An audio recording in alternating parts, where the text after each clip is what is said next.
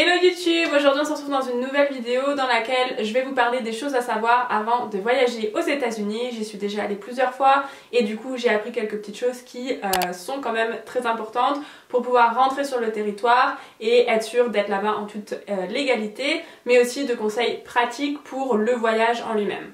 Dans cette vidéo, je vais utiliser ma main gauche énormément et beaucoup plus que d'habitude puisque ma main droite est blessée. Je me suis complètement ouverte le milieu de la main avec mes lampes. Donc voilà, super bon début de journée, n'est-ce pas? Avant d'aller plus loin dans cette vidéo, n'oublie pas de t'abonner à ma chaîne juste en dessous de la vidéo, d'activer la petite cloche pour recevoir toutes les notifications de mes vidéos, sinon tu vas en rater pas mal parce que YouTube fait n'importe quoi. Et aussi n'oublie pas de liker cette vidéo à la fin si tu l'as aimée.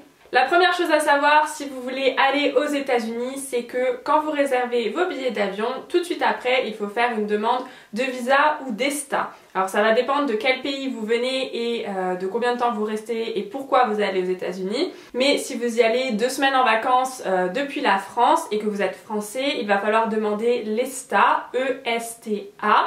C'est une sorte de visa, sans vraiment en être un, qui vous permet d'entrer sur le territoire quand vous allez passer la douane. C'est nécessaire, c'est-à-dire que si vous ne le demandez pas et si vous ne l'obtenez pas avant votre départ, vous ne pourrez pas retirer votre billet d'avion à l'aéroport. Et j'en ai fait les frais une fois pour aller au Canada parce qu'il faut aussi un genre de visa similaire, mais ça je vous raconterai dans une autre vidéo. L'ESTA, ça se demande sur internet, vous tapez ESTA dans Google et vous allez tout de suite trouver. C'est en fait un espèce de formulaire à remplir, vous cochez oui, non en gros et ils vont vous poser des questions du genre qui vous êtes, donc vous allez rentrer vos informations personnelles, pourquoi vous venez aux États-Unis, est-ce que vous apportez des produits dangereux avec vous, est-ce que vous êtes une personne dangereuse, tout ce genre de choses. Méfiez-vous parce que le temps de réponse et d'obtention de l'ESTA varie selon les personnes, les pays, selon vos réponses et donc du coup c'est mieux de s'y prendre largement en avance.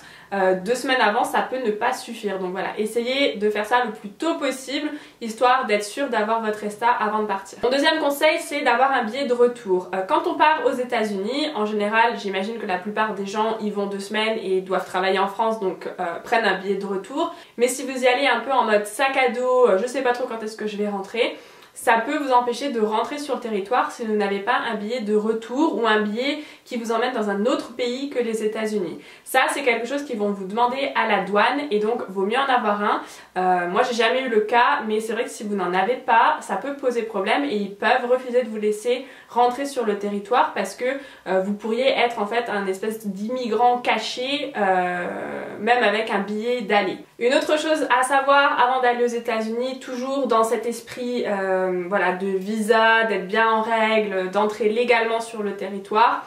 Quand vous allez arriver à la douane, vous allez faire face à un officier, donc de la douane, de la police, je sais pas trop quel est leur statut officiel, qui va vous poser un certain nombre de questions, qui va d'ailleurs notamment vous demander si vous avez un billet de retour, combien de temps vous restez, chez qui vous allez loger, donc en général on donne l'adresse d'un hôtel par exemple, ce que vous venez faire, un road trip, des vacances, voir quelqu'un, voir un ami, voir votre copain, enfin j'en sais rien.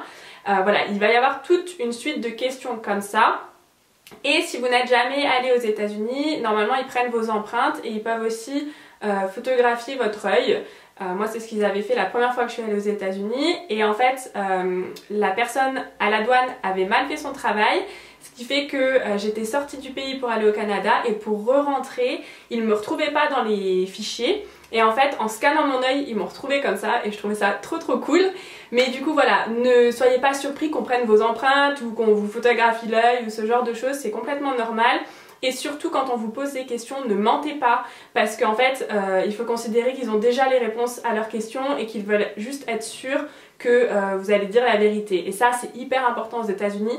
Donc surtout, ne mentez pas. Une autre chose qui peut être bien pratique de savoir si vous allez aux États-Unis, c'est d'acheter un cadenas TSA pour mettre sur vos valises. En fait, si vous êtes comme moi et que vous aimez bien mettre un cadenas sur vos valises, histoire de voilà, d'éviter que n'importe qui les ouvre, il ne faut pas mettre un cadenas lambda parce que ce qui risque d'arriver, c'est que la douane en fait le casse et du coup vous perdez votre cadenas qui sont quand même assez chers dans le commerce. Donc vaut mieux mettre un cadenas TSA puisque là les autorités ont en fait une clé spéciale pour les ouvrir, ce qui fait que du coup ils peuvent ouvrir tranquillement, refermer sans problème et votre cadenas n'est pas du tout cassé. L'avant-dernière chose à savoir si vous voyagez aux États-Unis, que c'est votre première fois, que vous parlez pas bien anglais et que vous êtes tout seul par exemple et que vous avez peur de vous perdre ou ce genre de choses, c'est que les Américains sont très helpful, ils sont vraiment toujours disponibles, ils vont vous aider dès que vous avez un problème et même si vous ne parlez pas anglais et qu'eux ne parlent pas français, ils vont vous demander de leur montrer vos billets d'avion, ils vont vous aider. Moi ça m'est déjà arrivé d'être perdue dans un aéroport et le mec de l'aéroport m'a fait monter dans sa petite voiture là d'aéroport et m'a emmené jusqu'à ma porte.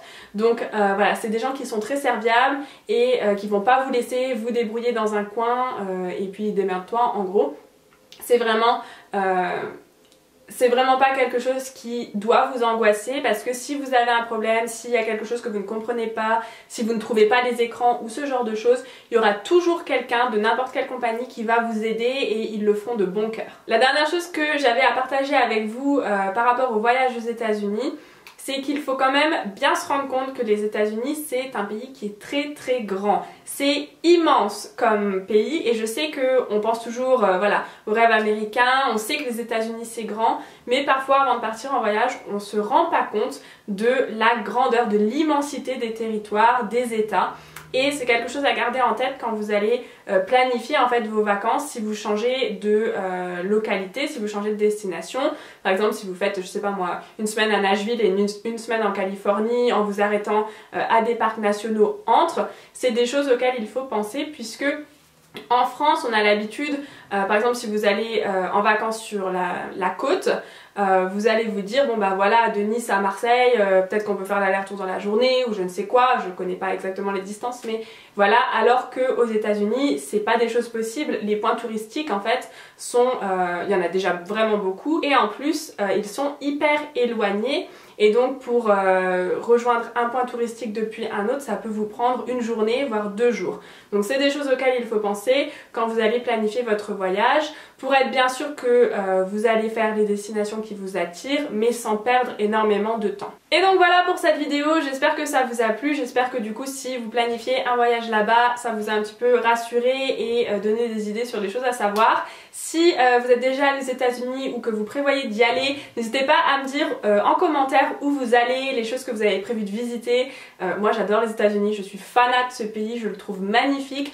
Donc voilà, ce sera toujours un plaisir pour moi d'échanger là-dessus avec vous. Si vous avez aimé la vidéo, n'hésitez pas à me mettre un petit like sous la vidéo. Rejoignez-moi aussi sur Instagram, là on vient de faire un concours il n'y a pas très longtemps et vous avez été énormément à participer, genre c'était ouf, je m'attendais pas du tout à ça. Donc voilà, je voulais vous remercier par rapport à ça, merci de me suivre, d'avoir regardé la vidéo, je vous fais plein de bisous et je vous dis à la semaine prochaine pour une nouvelle vidéo. Bye bye!